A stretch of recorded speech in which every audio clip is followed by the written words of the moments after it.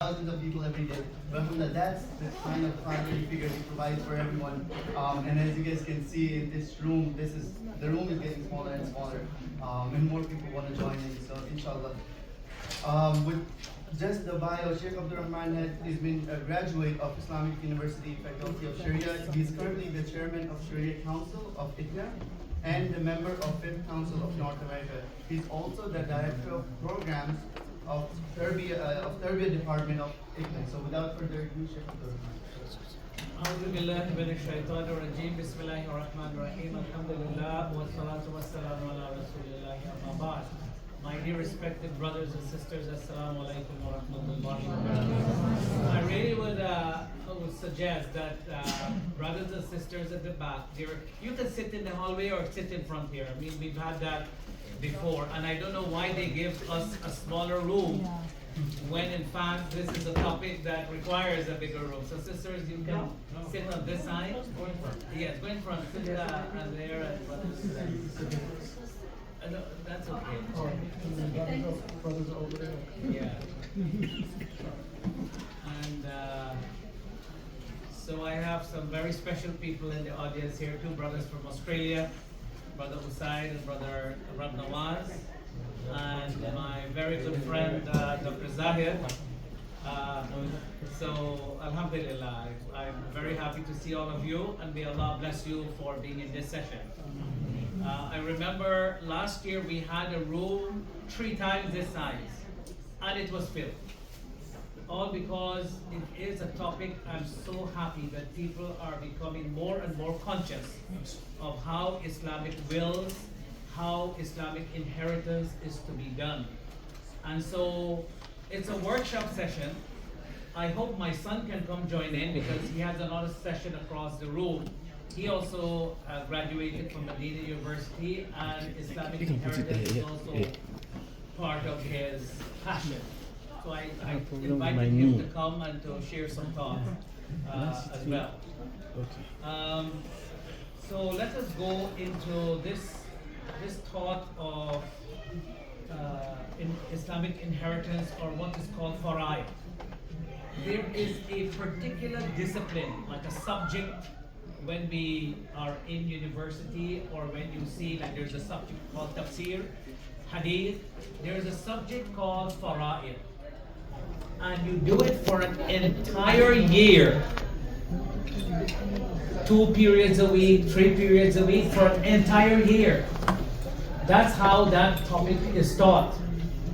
And that topic, that discipline is based basically on 4 ayat of the Quran, turned into a complete discipline where it requires a technical part of it, and it requires the math part of it. The good thing about the math part, I used to be a math teacher. My first job was a math teacher. 1980, January the 10th. I can't forget that date. Maybe some of you were not born then, but my first job was a math teacher. So the math part came like, oh, today my students who are from other countries, because I'm from British Guyana, at that time it was called British Guyana, when I was born. So math was one subject our teachers used to beat us for math in our head. We had to do it mentally. So even now, although I'm a lot senior, I can look at figures and start to add. Because we used to have a clock, not 1, 2, 3, 4, 5 like the clock. It used to be 1, 6, 2, 8, and the teacher will say, okay, start from 3. So you have to add around this clock, different numbers, and as soon as you slow down, a whip in your mouth. Now if you do that, you go to jail. And the kids come out as dumb as ever. They need computer. By the way, if we use computer in any math exam, you are expelled. Now, the students are running into my room when I was in Chicago. Sheikh, do you have a computer? I said, what for? They said, if I don't have a computer, they wouldn't allow me in this math exam. I said, what is how the world can turn around in my own lifetime? So there's a math part of it. In this workshop, what I would like to do, because I assume there are some people who have technical parts, and I just met a brother who has a company or an organization that does the wills and so forth. But for majority of you are people who are laymen. So in a workshop session, there is some work, right? And that work, I will call on any one of you to tell me, if you were to die, how do you think your property should be disposed of? Who gets what portion? Isn't that interesting? Yeah, so if you can decide that, at least you can go home and discuss this with your family. A lot of time people don't discuss this with their family, and it is chaos. Can you imagine? There was a Muslim who died in Guyana when I was there at that time, in the 90s. And he was the first person who started off this photography business. So they had lots of money, $500 million. It wasn't US dollars, but it was close to several tens of millions of US dollars at that time. All he left is one son and one daughter. One ought to get 2 portions, the boy, and the girl gets 1 portion, correct? Now, he decided he wanted 400 million, and she was to get 100 million. And court proceeding starts. Once attorney know you have money, once attorney know, take this, what I'm saying to you, especially in America, once they know you have money, they will fight and fight and fight, and they will encourage you to fight. Your brother, your sister, your mother, your father, fight for money. And because they're going to get by the millions. So they are milking. In the end, everybody become a loser and they become the winner. Loser in the sense that you did not follow Allah, His Messenger, and loser that you're going to lose your money. So when we go through this, inshallah, I want us to pay close attention to these facts, inshallah. And so we said that this aspect of Sharia is highly neglected by Muslims. Initially, it was obligatory to write a will. When, before Surah An-Nisa was revealed, you had to write your will, keep your will. But then Surah An-Nisa was revealed, and Allah gave that command, who gets what portion. And it deals with the rules for calculating and dividing the inheritance and distributing to each of the heirs, and they have a right in those shares according to the Quran and according to the Sunnah of the Prophet sallallahu alaihi wasallam. If we go into the Quran, chapter 4, verse 11, there is a long ayat that begins with Yusikumullahu fi awladikum lidhakari mithlu hadhil unthayan. I will translate it, and as I translate, I want you to keep in mind, if you were the deceased person, that's how our teacher taught us in Medina University. The teacher would look at us and said, Antal Mayyit, you are the dead person. Now think who are the people who you will leave behind. So, Allah commands you as regard your children's inheritance. So, who Allah begins with? Your children. So it means if you have children, they get the cream of your wealth, the cream of the crop. Your children, okay? To the male, a portion equal to that of 2 females. All right? So if you have a son and you have a daughter, the son is entitled to 2 portions, the daughter is entitled to 1 portion. If you have 1 son and 4 daughters, okay? 4 daughters and 1 son get 2 shares. So how many shares do you have to divide that? 6. You see how easy it is? So if you have 1 son and 5 daughters, 7 shares. Okay, so at least we get the children part clear. Oh. then it comes to the other portion. Sabar. This is only the beginning of the journey. Yeah, patient, yeah. You are asking how Yeah. do we reach to New York and we're still in Baltimore. You have to get out of the Okay. If they are only daughters,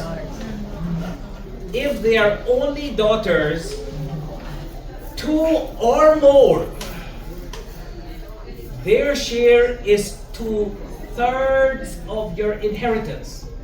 So if you leave $100,000, you die, you are the deceased.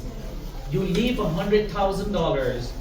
If you have two or more daughters, to 2 to 10, 20 daughters, I don't know how many you have. My wife's my wife's grandfather, they made 20-something children from one marriage. One husband, one man. A lot of them died in the process, but 40 survived. Yeah, 40 survived. And my nephew, his wife, and Dr. Zahid was there, Naseem's wife.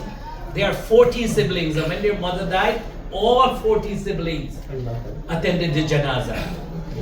14 siblings, right? 14 or 14? So, if you have daughters alone, 2 or more, 2, 3, 4, 5, whatever, and no son, your daughters will entitle to 2/3 of your wealth. Now, don't ask me what happened to the other 1/3 yet. It's going to come up in the hadith. It's going to come up in other verses. If you only have one daughter, and if only one, I'm translating the verse, by the way. This is only translation, but I'm explaining. If only one, her share is a half. So in other words, you don't have any other child except one daughter. One daughter will get half of your 100,000, which is 50,000. Simple, is it? Okay. For parents, so Allah finished with children now. For parents, a sixth, that is 1/6, share of inheritance for each. For mother gets 1/6, father gets 1/6. Okay? If the deceased left children, children mean either a son or a daughter. So once there is a son, there is a child in that family, the father will get 1/6 and the mother will get 1/6. So what do we learn so far? That children must inherit, parents must inherit. They might be reduced portions, but they must inherit by the book of Allah, by the sunnah of the Prophet. If no children, you just marry or you don't have any children or your children pass away, and the parents are the only heirs, the only one to inherit, the mother gets 1/3. So what happens to the 2/3? It goes to the father. Mathematically, that's what it means. The mother gets 1/3 and the 2/3 goes to the father. If a person dies, there is no children. Either you marry, or basically you don't have any children and you don't have any spouse and so forth. We're going to come to spouses. But if you don't have any children, mother gets 1/3, father gets 2/3. Now always remember, yes. When you talk about children or parents, are you just talking about blood relations? Or Yes. step relations? Yes, no step relation. This is biological children, biological parents. We're going to come to adopted parents and adopted children. Adopted parents, adopted children, you can leave some of it in 1/3 of you have up to 1/3. We'll come to that 1/3. The ayah tells you about that. But you can leave something for them. But these are biological parents that establish that this is my father by birth. He is my blood. My mother, I grew up in her womb, right? If the deceased left brothers or sisters, siblings, 2 or more, the mother gets 1/6. So what happens with the father? Anybody can guess? 2/3. 1/3, 2/3. 1/4. I don't want to hear from you. You are the expert. 1/3. The mother gets 1/3 if the mother gets 1/6 if there is a combination of brothers and sisters. So it could be two brothers, brother and sister, or a series of brothers. So what happens? The father gets the remainder because father comes before brothers and sisters. You like that? Yeah. Oh, fathers, pay attention. Mothers, you get 1/6 if you don't have any. If the deceased does not have brothers and sisters, and all they leave is a mother and a father. And let me go back that again. If there are combination of brothers, two brothers, three brothers and sisters, whatever combination, mother gets 1/6. And the father gets the remainder because the father is stronger in relationship to the deceased than your siblings. Brother, siblings only, not sisters. A combination. It could be brothers and sisters combination. No, I have one question. So the siblings get nothing. Siblings get nothing. Well, what the siblings does is they prevent the mother from getting more than 1/6. So the sibling has a role to reduce her to 1/6, and the father gets the 5/6. That's what the sibling does, but they don't get anything. Yes. No, but as you are saying, for the brothers and for the children, brothers and sisters, you get 2 and 1. That's your children. That's For your the children. Yeah. And while the wife gets 1/6. But Not the wife, mother. We're not wife yet. Wife and husband not the yet. mother gets 1/6. The father, you are saying, how do you tabulate the total amount? The sons have 2 shares, the daughter has 1 share, the wife has 1/6, and then how do you count? Okay, so we're not at that stage yet. Brother is asking, how do you start the math part? The math part is different. Remember I said, there is a technical part and there is a math part of it. We're not dealing with the math part as yet. We're only dealing with the technical part of the shares. If the deceased, as we said, if the deceased left brothers or sisters or a combination, mother gets 1/6 and the father will get the remainder. And that is based on the hadith of the Prophet ﷺ that when a person dies, give the people their fixed portion first, and what remains goes to the nearest male relative. In this case, the nearest male relative will be the father, and he gets the remainder. Yeah. We are a little bit confused.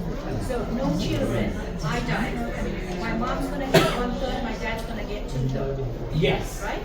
Okay, so I die. You die again. I die, I have children.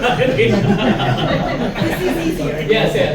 Okay, if I die and I have children, I have siblings, No children. no children. Yeah. Okay, if I have siblings and no children, then 1/6 and the rest goes to the back, right? Simple. Very good. You got it. Now they're clear. You can leave.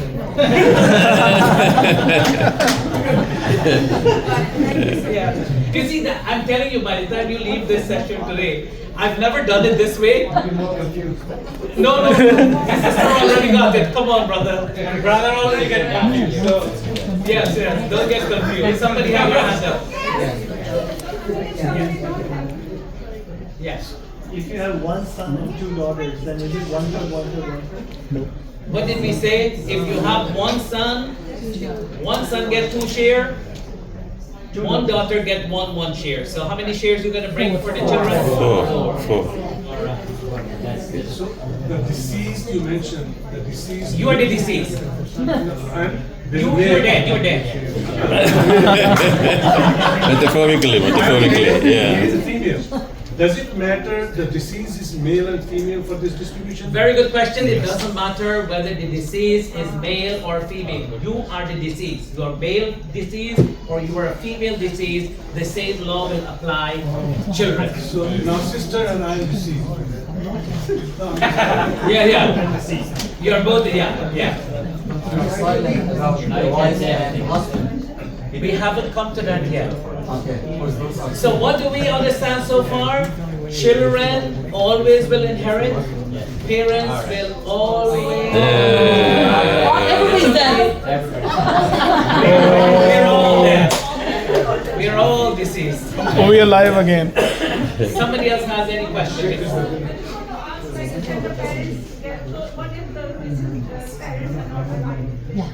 Well, if they're not alive, they have nothing to get. Yeah. No. When you die, she's saying if the parents is deceased, would that parent's inheritance goes to other people? No. No. So when you are dead, that's it. You don't get any money from because you're already dead. Yeah, go on. What are you doing with the money? There's no share for the parents. If you're dead, you're dead. Yes. If you are dead, you're dead the day before, you're dead the hour before, you're done. You're done. Zero. Yeah. No inheritance Yeah. for you. Nothing goes to you. No, she's saying that maybe her relatives will inherit that wealth. No. That's it. You have to be alive when that person died. So let's say you're the dead person. Your mother and your father has to be alive, at least even one deep breath. They will inherit. And then that will go to their children. But if they pass away before you pass away, even by a minute, they're done. Zero.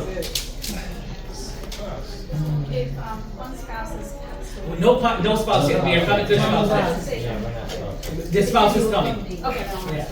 So if I'm dead and my mom is alive and I have one children alive, so how that's gonna be? So if there are children, your mother get 1/6.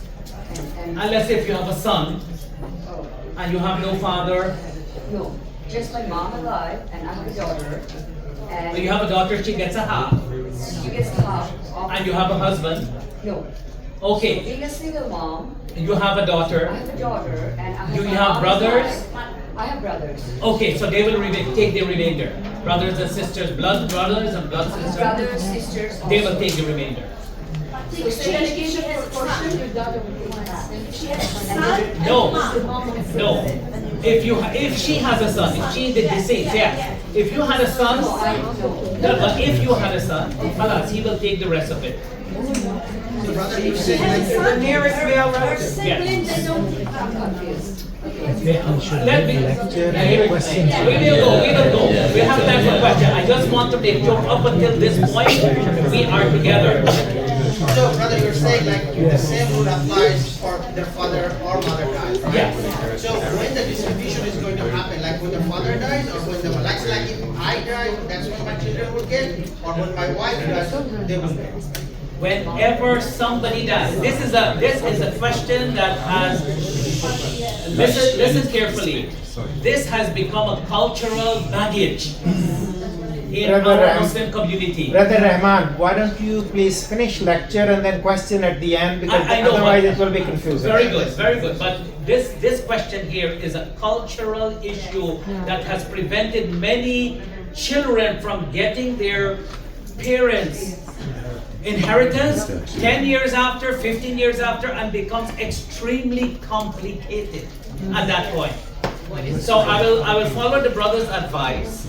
Let's go through the second portion, but just to answer your question, as soon as the person dies and we bury him, at least within a month, it will be good if the family starts to come together, not out of greed, but out of carrying out the command, because I haven't finished this ayah yet. The end of this ayah will tell you how serious it is to distribute this wealth. So let's read that part.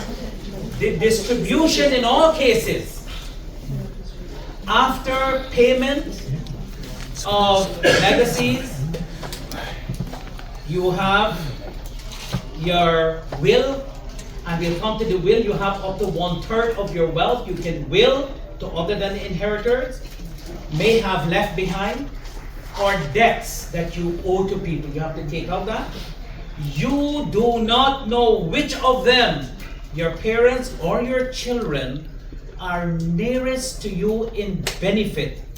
these fixed shares are ordained by Allah, commanded by Allah. This is like salah.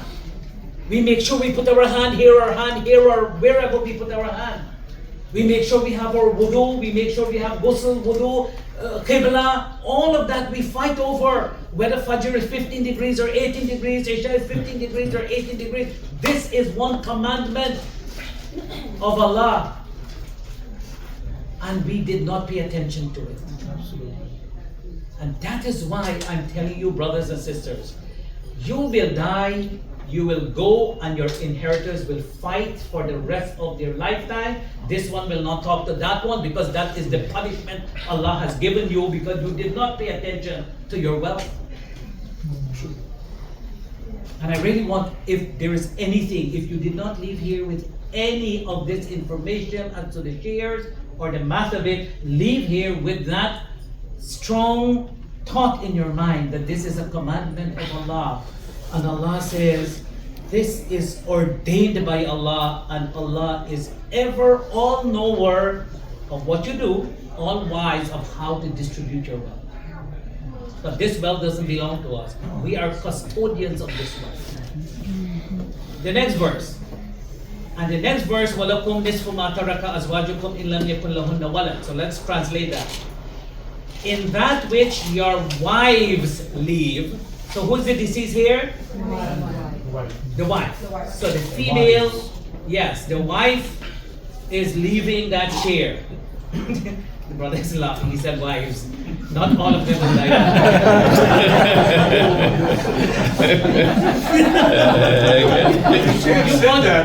You want all your wives to die one time? They will come and haunt you. One old sister, I'm not going to mention the name, one old sister tell her husband, if you only marry back after I die, I will come out from my grave and pull that lady with her hair inside my coffin, in my grave. So be careful what you talk. So in that which your wives leave, your share is a half if there are no children. So the wife died, there are no children. She leaves her husband, she leaves her parents. Remember, we are finished with parents now. But her husband is going to get half of her wealth. Okay? Is any sister in that situation? If you were to die, all you have is your husband, parents, no children. You may have siblings but no children. You have that. So if you die, your husband will get half of your wealth. Okay? And the other half, we remember parents. Mother will get 1/3 because she has no children, and father will get the remainder. But if they have a child, if a wife dies and she has no children, it could be with this man or it could be with her previous marriage. Maybe she married and divorced, or her husband died and she has a child or two, and then she married back this man. So she has children now from that man. But this case is saying she has no kids whatsoever, whether with this man or with her previous or whatever it is, no children whatsoever. The man's share will be a half. But if they leave a child, and the child can be, again, with this husband or a previous marriage, then you, the husband, gets 1/4. So the husband gets a quarter if your wife leaves a child, of that which they leave after payments of legacies, will, that they may have bequeathed, or debt that they owe. In what you leave, you now, the husbands. So a man dies here, he leaves his wife. She will get a quarter if there are no children. So any brother in that situation, that you don't have any children? Okay, so there's a brother at the back. So if you die, your wife, she survives you, she gets a quarter. Yes, if there are no children. But if you have a child, it could be one child, it can be 2, 3, boy, girl, your husband, the wife will get 1/8. 1/8, what you leave. Now this wife can be one wife, it can be two wives, it can be three wives, it can be four wives. They will all share in that 1/8, not 1/8 each. Oh. Between. Okay. No. 1/8 in all of them. Excuse me, one question. How in US you could have 4 wives?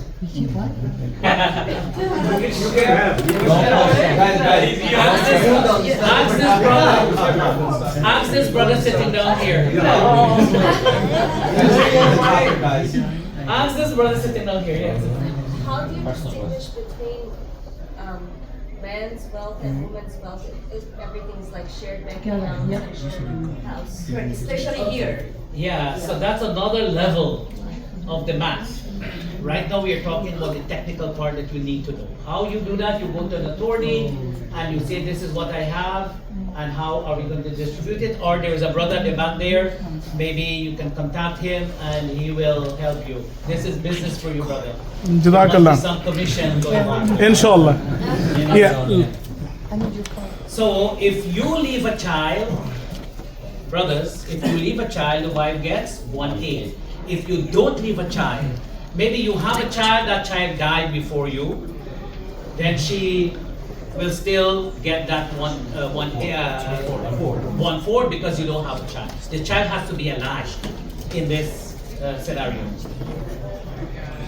To hear this part now, I want you to, if one thing I want you to leave here with, تلك حدود الله ومن يطع الله ورسوله يدخله جنات تجري من تحتها الانهار خالدين فيها وذلك الفوز العظيم ومن يعص الله ورسوله ويتعدى حدوده يدخله نارا خالدا فيها وله عذاب مهين.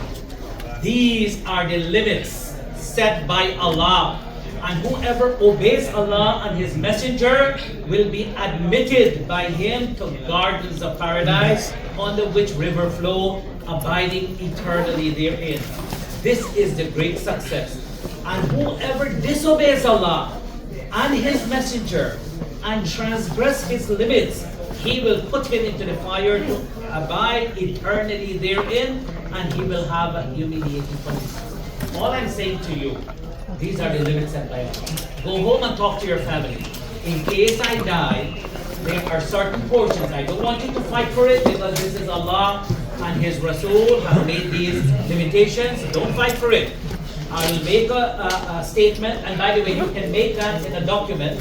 Who gets what Islamically if you were to die? Okay? Or at least have that conversation with all of them. Too often I have heard that, when Dad was alive, he said this house will be mine. Okay, what is your witness? He told me that one afternoon. Wallahi, he told me. Yes, wallahi, he told you that. But there is no documentation and there is no witnesses to that. I cannot take that as an evidence. Sister has a question. So which means you sell the house, right? Different question. Yes, when you write your will and you say, if I die and I leave my children, now let's say you're the deceased. You leave a husband and you have 2 children, no husband. You have your parents, mother. So all you have to say, when I die, my mother gets 1/6. The remainder goes to my children. Are they male and female, or are they? They are boy and girl. The remainder goes to my children. Male get twice as much as the female. Your case is closed. You go back to Allah. I have carried out. So See what? how simple it is? What do you do? What about the houses? Huh? Okay, if you have that, if you have that you want your will to be according to Islamic rights, that is another level we are talking about. That you have to go to attorney, which will give you the state and the federal laws involved and state laws involved. The attorney will take care of that. But there are now a lot of documentation and contracts where that can be put. And I know there was a case recently, a friend of mine from Chicago died, and he put in his will that, Sheikh Abdool Rahman will sort out any of their issues. They had several issues. They came back to me. I sorted it out. Alhamdulillah, they're all good to go. Yeah. And what did our point causes can I distribute my wealth while I'm alive? I'm coming to that. That's this law is when you breed your last. What you give in your lifetime is not inheritance, is gift. Is gift. Is your hiba. Hiba. Yeah. One thing is mentioned that you can write the will and the will is going to be executed. At the beginning you mentioned that in the wealth, 1/3 is you can write Yes. it, and the 2/3 is going to be according to the Shariah. Though at the same time, for example, if I write it in my will that this home is going to go to this daughter and this one is going to go to son, and which is not just according to Islamically, is that will is a valid will Islamically? I'm going to ask this question, what he's asking. He is saying, I want to write in my will that a particular house is for a particular child when I die. Do you think that that is according to the laws of Allah and the Sunnah? By unanimous decision, it's no. So what else do you have? No, so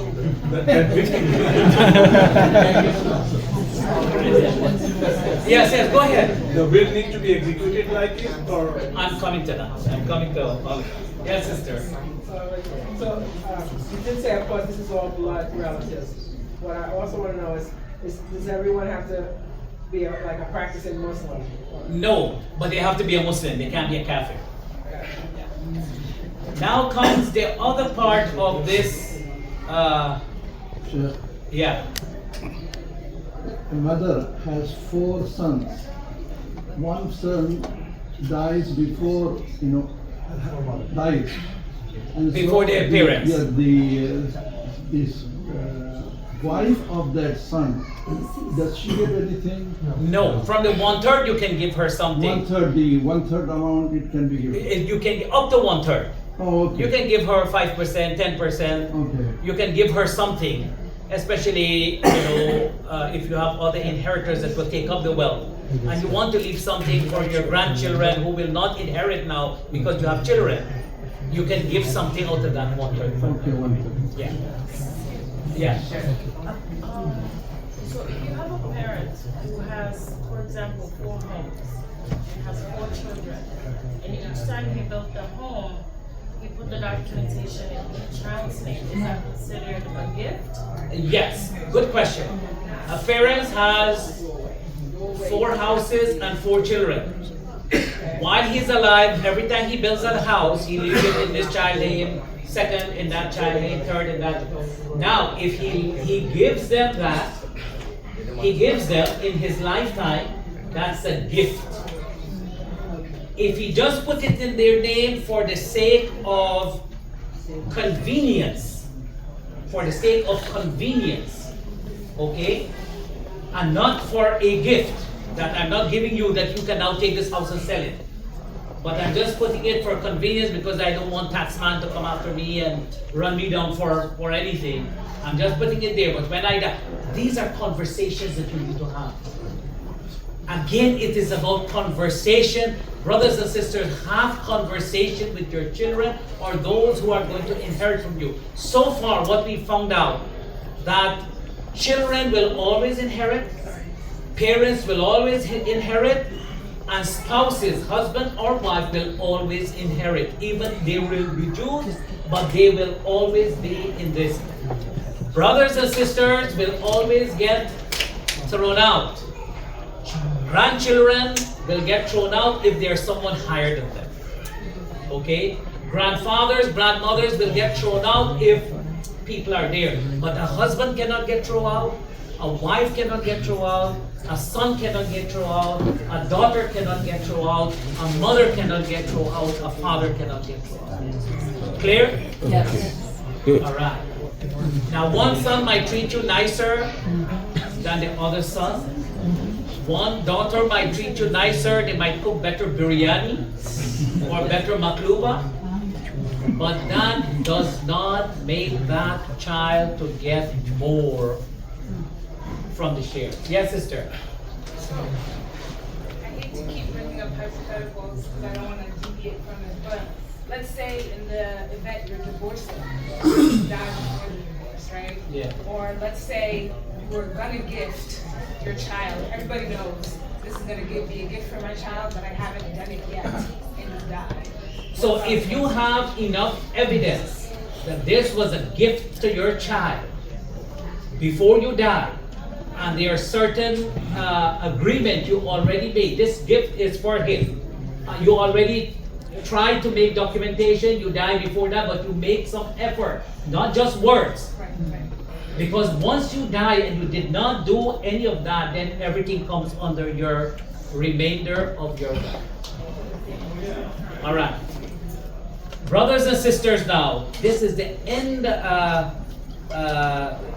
this is the a continuation of يَسْتَفْتُونَكَ قُلِ اللَّهُ يُفْتِيكُمْ فِي الْكَلَالَةِ. They ask you the legal verdict about a kalala. Kalala means you have no children, no parents. You have no children, you have no parents. So you are there alone, parents die, you have no children. If a man dies leaving a sister but no child, she will get half of the inheritance. Okay? So now your sister comes in because you did no mother, no father, no son, no daughter, and here grandchildren from the son side.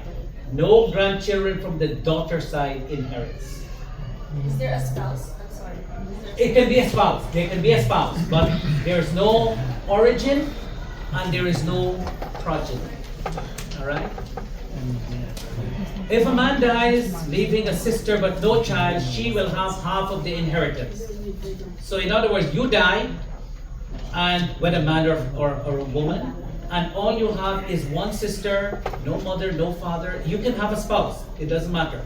But you have no mother, no father, no son, no daughter. Then the sister gets half of the wealth. If the other half will distribute to the nearest male relative. What about the wife? How about the one? The wife will get because the wife will get a quarter because you have no children. Okay? And if it's a woman dying, the husband gets a half, the sister gets a half, and you're done. You see how it, you have to put all of this, that's the technical part, that you have to put all of this in a combination. Yes. Oh, so if, good question. Suppose somebody in this whole distribution says, look, I don't want anything. I want to ask you a question, all of you.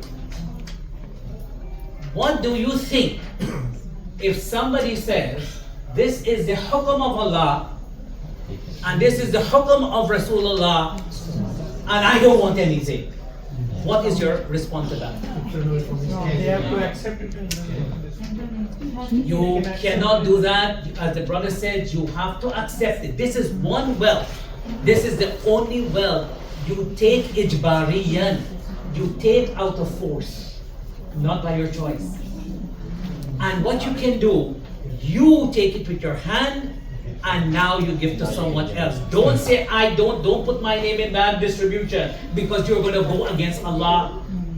When you think you're saying self-pious, you're playing self-pious, I don't want this wealth, you're actually going against Allah and His Messenger.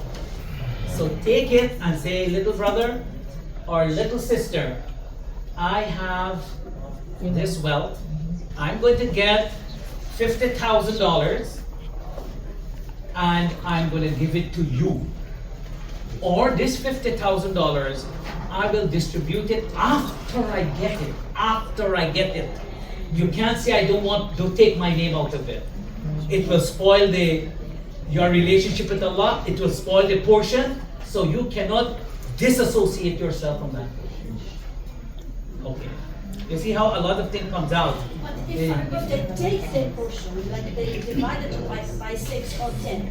Any way you want to give. They said it's a hiba for you. Yes, yes. Because one of my aunts told me that when her inheritance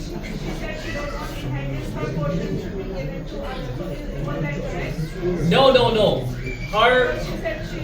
She said she don't need it, she don't want it. Yes, but all she needs to do is to say the same thing but in a different word. I will take it, but I will give it to XYZ within the family. So in that case, she would have complied with taking the wealth from Allah. Yes, sister? Yes, and he said that if the brother died, he has no children, no parents, his sister, and he has one sister, the sister will take half of that wealth. What about if he has a brother? Half? Yeah, so we come into the brother now. Okay. So if such a deceased left no child, her brother, she leaves one brother or two brothers, three brothers, the brothers will take the entire wealth equally. They're only brothers, there's no sisters here. So if there are two brothers, three brothers, one brother, he gets the entire wealth. So what we are understanding here too, the more people in the family, the more less likely you're going to get something. Right? The least people in the family, chances are you're going to get something. But don't kill them because you're not going to get it. Okay? And if they're brothers and sisters, the male get twice as much as the female. So if you have brothers and sisters, the male gets 2, just like the son and the daughter. The male gets 2, and the brother gets 2, and the sister gets 1. But if there are 2 sisters and 1 brother. If there are 2 sisters, 2 share, 1 brother, 2 share, you divide it into 4 share. Brother gets 2, sister gets 1 each. 2 brothers and 1 sister. 2 brothers will be 4 share, 1 sister will be 1. You divide it into 5 share. Each brother will get 2 share, sister will get 1 share. Sorry, you might have already answered this because I'm late. So if no one in the family is Muslim, you give a gift? So if no one is in the family as a Muslim and you died, your wealth goes to the Baitul Mal of your community. But can't you also, like, if you have in your, yes. Can't you also, like, designate, like, what do they call it, a law? Yeah. Yeah, can you also, like, for example, designate a portion to go, say, for example, to Absolutely. Non-profits, and by the way, helping hand, ICNA relief, please, put something for them. Right. I have a question, brother. Can you continue with this if you're around? Yes, go ahead. Okay. My question is, in your life, can you give, even if you have relatives who are going to inherit it, can you give more than 1/3 of your wealth in charity while you're alive? While you're alive, you can give any amount in charity, but you have to leave what will take care of yourself. Okay, you have to leave what will take care of yourself. So, but there's no percentage that you can. There's no percentage that you cannot give. Yes, and that is not against provided that you do not leave yourself penniless and you have to beg people for it. It's not recommended. It's not. The Yes. recommended is 1/3. This is 1/3 to give for inheritance. 1/3 was thuluthul kathir. Yeah, we'll come to that discussion. Yes, brother. We have to have Islamic will before we die. Is that necessary? The most important thing, what is necessary first and foremost, is that you have a conversation with your family. Okay? Have a conversation with your family that this portion is going to, and you document that. Yes, you can go to attorney and let them set your will up, if you were to die, if you're the deceased person, this is how I want. Now, it could be somebody in the line dies before you. I've done that. I've done where a man decided that he is going to, brother from the movement work in Guyana, where I'm from, we sat down with all the children. And he said, Sheikh, I'm old, if I die, what, and I explained who gets what. Guess what? 2 of his children died before him. So then we had to go back to the drawing table again, right? So there's that possibility. One other question, if you have 4 daughters, then how is your wealth provided? Oh, you didn't come in the beginning? No, I finished. Oh, you just if come you're in. done, then don't. Yeah, we've done that. Yeah. There's no rule that I cannot more than 1/3 while I'm living. No, while you're living, you can donate any amount. When you die in your will, you cannot will more than 1/3. Yes, that's what the brother. You cannot will more than 1/3. Yes, sister. Your money switches ownership.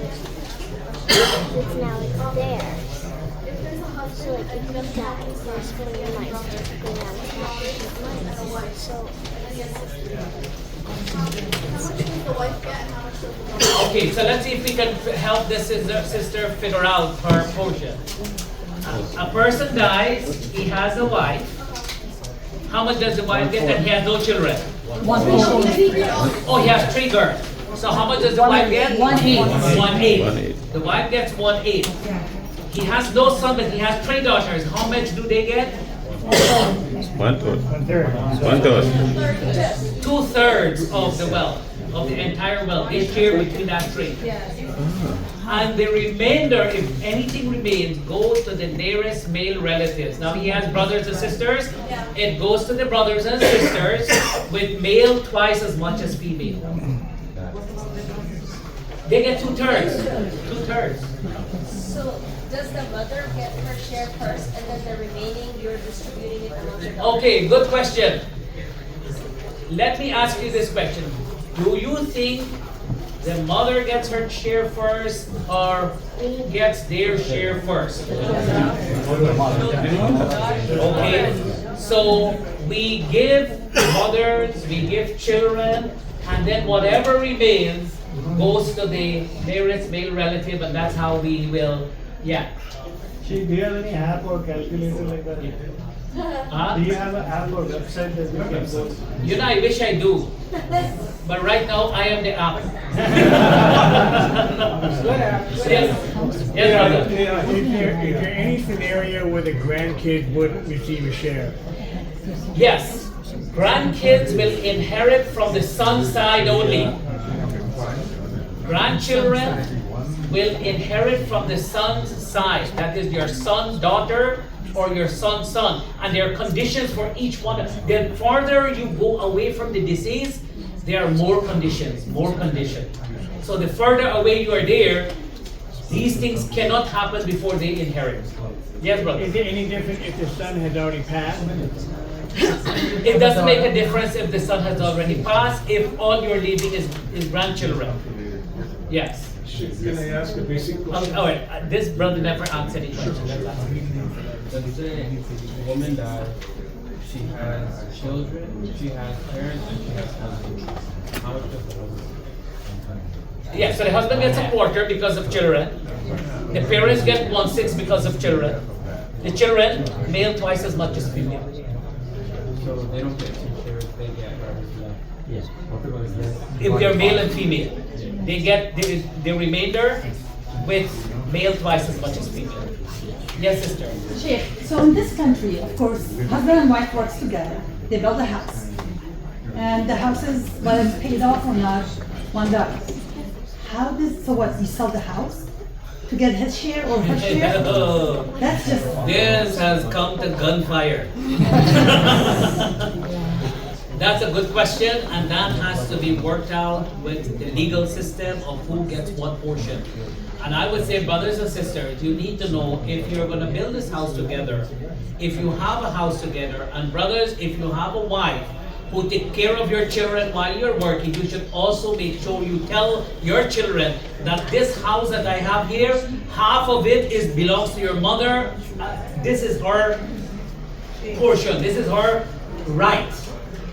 Not after I die. This is her current ownership of that house. So when I die, all you have is 50% of this house to distribute. Because what happens, many times a woman works, her husband prepare for him, prepare children, send them, grandchildren. The husband dies, you give her 1/8 of the wealth, it cannot pay her rent for 1 year. And the husband dies, you can't go dig him up on the grave, hey, what you gonna do with this old lady that left behind? She cannot work. A lot of time it ends up in problems. So I would say conversation. So even if you work and pay for a house, it's not that you're fighting for your right, because your husband can go to work and never return to come back alive. You can go to work, you'll never return back alive. And you need to know, how do I distribute this wealth in case I die? But brother, there is a flip side of the coin too, that we own everything together with our wives, and we are making multiple financial properties and something. Now there is a lot of wealth, but everything will be shifted to the wife because she's a co-owner of everything. And that is for legalities. What if I'm sued? If I own it with my wife, it won't be taken by the creditors. But if I own with her, it'll be safe. But when I not die, that property will automatically, all the things will be automatically converted to her. Now, Yes, who does that automatic conversion? Which law? The state. Okay, so we are talking about Sharia law. Right. So you will have to let your family know, if the state gives her, that's not her haq. Her haq is half, the other haq is my half, and this is what I'm leaving for my half. If she takes that other half, she will take it zulman, because not every law of the land is Sharia compliant, and our responsibility to Allah is our Sharia compliant with the laws of Allah and the laws of Rasulullah. Oh God, all the hands went. Okay, this brother here.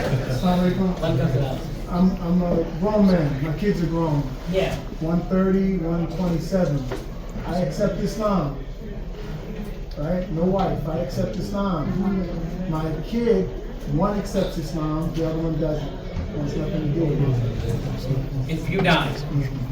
If he dies at this stage, and your parents, are they alive? One is alive. Is he a Muslim? She's Muslim. She's Muslim. She accepted Islam. She accepted Islam. So now he has a believing mother, a believing child, and a kafir child. How do they inherit? Anybody? How much does the mother get? 1/6 because there is a believing child. How much does the kafir child get? Zero. And the remainder goes to your son. If he accepts Shahada, then he gets the remainder, he gets half, and the other son gets divided in two portions. He gets it. Yeah, but I think the way he's saying it here, they're gonna get sued because according to their law, according to where we are, They're gonna make will for that. they're gonna make will. Yes. Yes. Okay. The sister here. My sister died last month. She was a widow.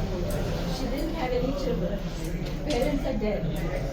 So now there's me and my brother, and there's another sister who's like 93, 94 years old.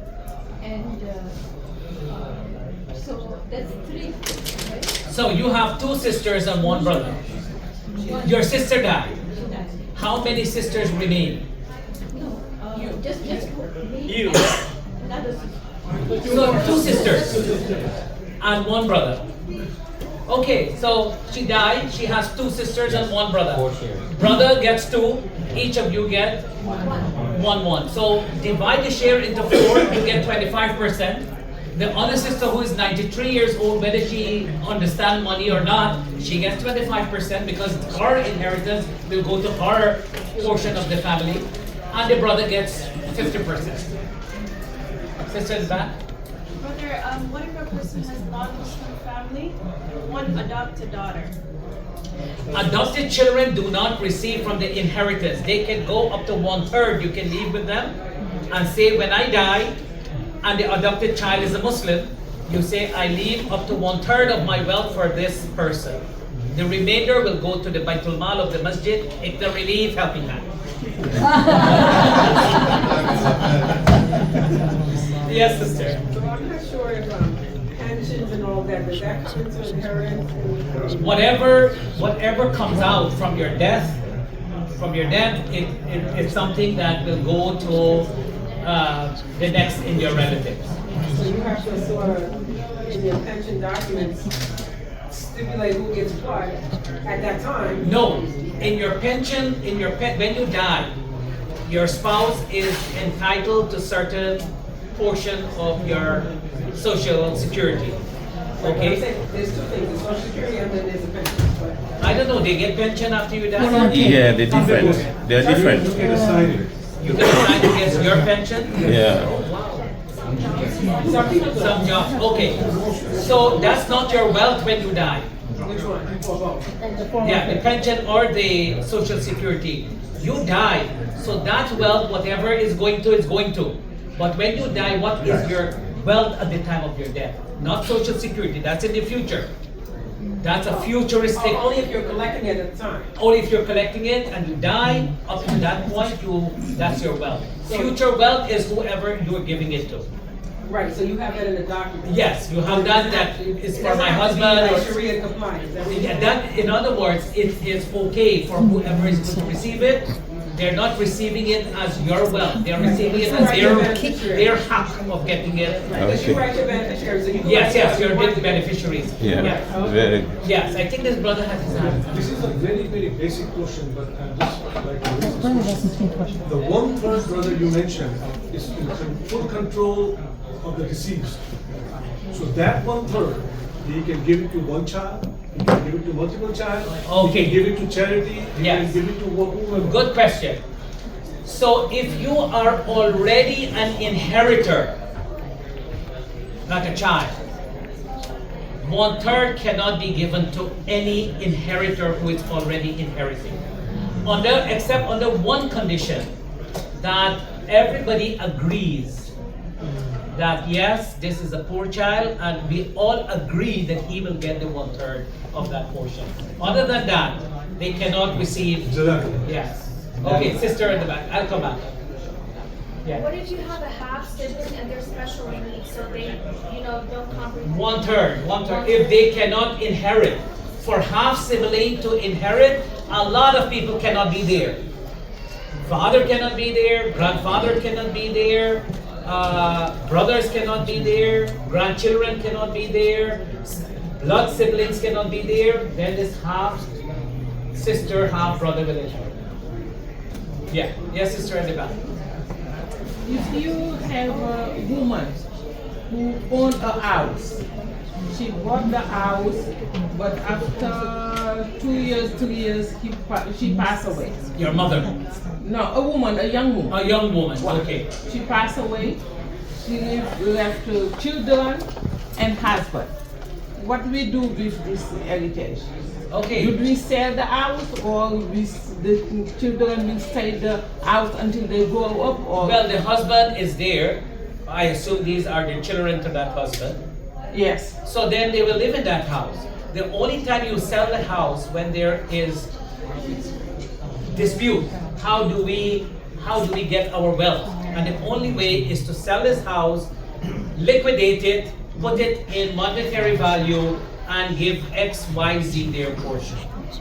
And then each person will decide what they will do with their portion of the wealth. They will rent it out. There are young children. Yeah, well, again, I assume he will keep the house.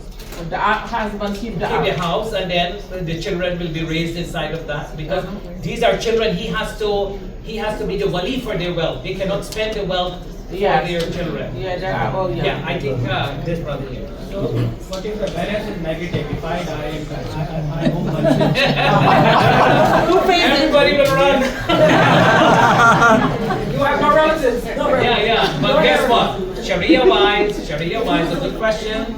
Sharia-wise is that, you should come up here. My son is here. He's also. Sharia-wise, if you leave debt to be paid, I'm talking about individual debt. The same amount that people are going to inherit, when they get, the same amount they're going to inherit to pay off. If the movie, let's say the deceased, my father, he has debt. You have debt, yes. That's your responsibility. Let's say those debts are somebody's, your family's debt. Yeah. This is my son. He's also a graduate from Islamic University, and in Islamic inheritance is also his specialty. And he's Sheikh Muhammad Khan. Yeah. So I think he should answer all the rest of the questions. I think he did a good job. We came in at the right point. If the father has debt, what happens? If the father has debt, the son has to take over his debt. Is it Sharia compliant that we put a condition that the children will get the inheritance at a certain age, like if they come 30, so that they don't spendthrift clause, which they call it here? Yeah, so if you have children that you're not sure how they're going to spend that wealth, you can have a clause to say at that point then they can be in charge, or somebody has to be in charge of that wealth to make sure, like an executor to that wealth, to make sure that they don't abuse the wealth and go and buy Lamborghini car. Yeah. One time I said linguini card and every car, and then they said linguini is pasta. And the trust is a lot, right? Yes, yes. To make those, to safeguard the wealth that they don't abuse it. Yes. A brother was paralyzed for 5 years, and he lost his money to live in a house, and they still have like 2 years to pay the mortgage for the house. When he died, the people that they collected like 100,000. He has 5 kids, 2 boys and 2 girls. He collected 100,000 for the family to be able to live. After he died, his mother, she said, I want my share in the money collected. This is the his money, and she insisted to take the 100,000 and of the house. And the extra, they have no other place to go. So Yeah. she has a right in this. Yeah, if this is a donation, but that donation becomes his property. They gave it for the kids, for the family, and he was completely paralyzed. Yeah, but who is the owner of that money when this paralyzed man was alive? His wife. His wife. She took the money. So, okay, so she is responsible for that money. That money was given to her. Okay. Okay? So if he dies, then he doesn't have anything to give. Alright. What about the house? Same thing. She said, evaluate the house and I want to get my share. And who the house belongs to? The husband that died. The deceased, but then she has her right, whether he's paralyzed or not. It means she's greedy on one hand, that to know that this son is paralyzed, and instead of helping them, with 5 kids, she wants to give me my share. This wealth has become, brothers. You see what I talked in the beginning of this lecture. This wealth can put children, parents, brothers, sisters, grandparents into court. Into court. That's why that conversation is necessary to avoid. And when you have that conversation, if you can have it with the imam of your city or senior members of your family, let that conversation happen. If not, you never know how your relatives can become greedy now that you're gone, and who they will fight for a pin. Yes, so executive, you will, that would be somebody like your son, would he be the executor? Generally, you'll get somebody who will oversee that, and you have some confidence that they will know what they're doing. Yes. So not my child. It can be your child, but make sure that everybody knows he will be the one. Yes. Yes, sister in the back. So what if you have a non-Muslim family, a special needs brother, and an adopted daughter? What if you have a non-Muslim family do not directly inherit? Special need child, you could leave 1/3 of your wealth, part of your will for that child, and they will also inherit after as well. And the last one was who? Adopted daughter. Adopted daughters do not, or adopted kids do not take, they're not part of the inheritance process. But again, part of the 1/3 of your wealth that you could have, your way with, and when you're alive, you could leave a portion of that for that as well. Yeah, if a non-Muslim, little louder. Yeah, if a non-Muslim wanna put a Muslim in her wealth, if possible. Oh. Yes, if a non-Muslim wants to give some money to a Muslim, that's just a gift at that point. Yeah, so she said when I die, give my friend 10,000. Yeah, but in that case, it's just going to be a gift from that individual to. It's right. You can accept it. Yeah. And for a non-Muslim relative that dies, and you are the Muslim relative. No, they are just friends. No, I'm just giving you that scenario now. There's a difference of opinion on that issue. Some of the scholars say you should not inherit from one another. other scholars say a non-Muslim relative, if they die, the Muslim can inherit from him, but not vice versa. So, yeah.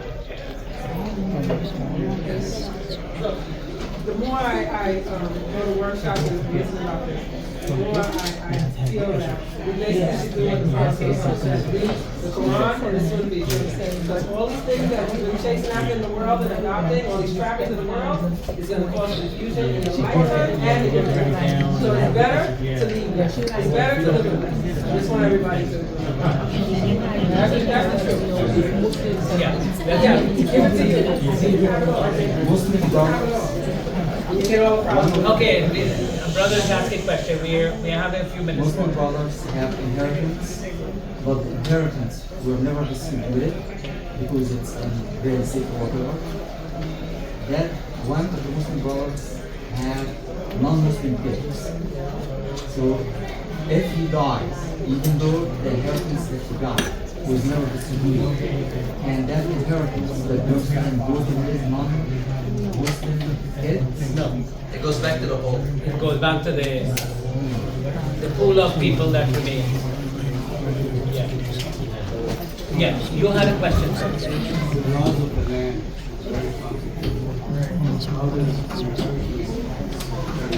complicated. Yeah, so that's where brothers who are in this field of American law, they will guide you along with that. So you have to take, like, say, that brother at the back there, again, another business for you.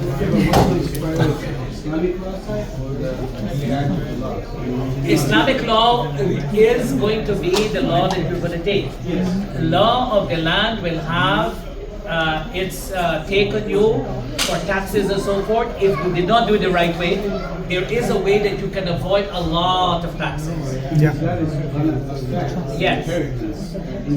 By the way, a lot of these laws to prevent taxes were introduced by our cousins. Right? So we might as well take some good out of it in the process. Yes, sister. So a quick question, is a trust, if you establish a trust while your children, while you're alive and your children are alive, is that outside of what they will receive as inheritance? Is that considered a gift then? Trust is another part of how your wealth is stored. But when you die, what is your wealth? That has to be distributed. Even if you're establishing that trust for a child while you're alive, your intention then is that it's... Yeah, I'm not au fait 100% how trust works with inheritance. Okay. So I will not go in that field. Maybe the brother at the back can. Can I just answer her? Yes, yeah. Sister, when you put the property into the trust, then you can by law, you can control all your assets, and you can still distribute according to Sharia law. The distribution is still there. There's your share, your husband's share, and the children. And then also the brother says in the beginning that the fight in a court, in a trust, you can protect your family and you can put up bylaws. Number one, the children has to be be Muslim, practicing Islam to inherit. Number two, they have to have an arbitrator who knows Islamic law to handle instead of going to court and fight.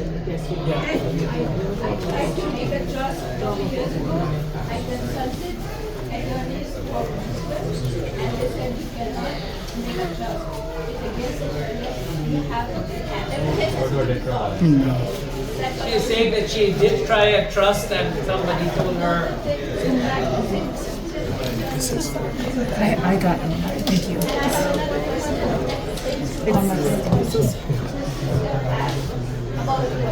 Social security and pension, that's not considered. Your wealth. No, that's not your wealth. It's not yours yet. It's not yours yet. No, I'm getting social security because I work. I'm getting pension because I work. That's a result of my work. So when you die, who else gets that social security from your work? It stops. It stops. Okay. So she's saying if it continues, she's saying that it continues. Ownership shifts to them. It loses the spouse. That becomes my savings. Yeah. Whatever you collected before, you from whatever sources, that becomes part of the bigger pool of inheritance. Yeah, that's part of the When I go to the Muslim attorney, Yeah, go to another set of authorities. because everything Talk to the brother in the back. Yeah. Sister, it's so simple. It's Okay, one more. Don't worry, that's It's simple. We are fast. We are. It's good.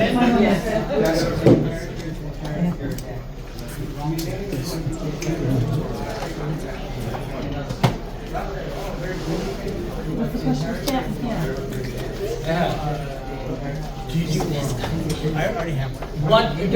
What I'm saying, when you die, Sharia wise, they inherit what portion they would have inherited from you if you had wealth. Yeah. So they will inherit whatever portion they would have inherited when if you had $100,000. So the sons will get 2 shares of the debt. Of the debt, and the daughter will get one. Not the women. Now the sister. Sisters, now you're happy you get less share. My last question again, and I'm asking it again because Imam recently, last week, at the round of the masjid, talked against it, that there was a Sahabi who said, I want to give all my wealth in Allah's wrath, and the Surah said, no, half, no, 2/3, no. He said, 1/3 only, fine. So if I, in my life, want to give 1/4 of my life or 1/3 of my life, my wealth to helping hand and 1/3 to ICNA relief, is it halal for me? And it is halal to give all of your wealth, provided you have enough to take care of yourself. You don't have to beg other people.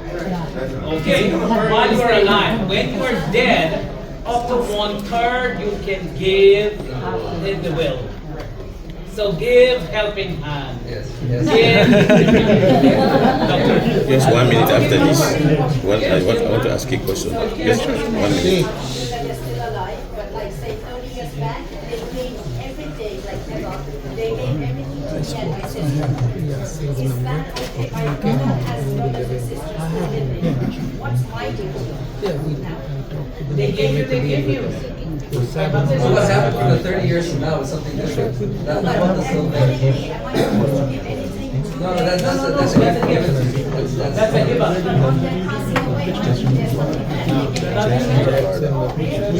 The best thing to do in those situations is a large amount of things and documents.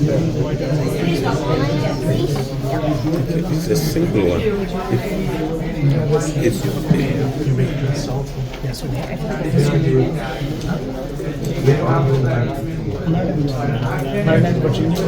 and I have attorneys working with me. Yeah, give her the card. Give her his card. Okay. Brothers and sisters, we have an issue here. The brother is saying that there is a rich man and a rich lady. Oh, some lady, there's a lady who married a rich guy. The lady died. Oh, so the parents don't get anything? Your mother-in-law doesn't inherit from you. Your address is here. Don't worry. I live in Maryland. Okay, let me take this, brother. Okay. Continuation of our question that, like, This was an our extra one. parents gave everything to the 2 sisters. But knowing that when they die, the property will go to her, their brother or sister or whoever. To prevent that, if someone gives that to 2 daughters, is it halal? Is it okay? So when you give in your lifetime, you can give anybody whatever amount you want to give. It's only when you die that these laws, what we've been talking about since 3/3, come into place.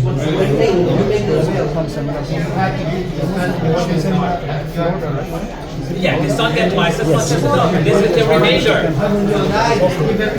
As much as What that was? So do you need like initial consultation? Is it best to meet in person?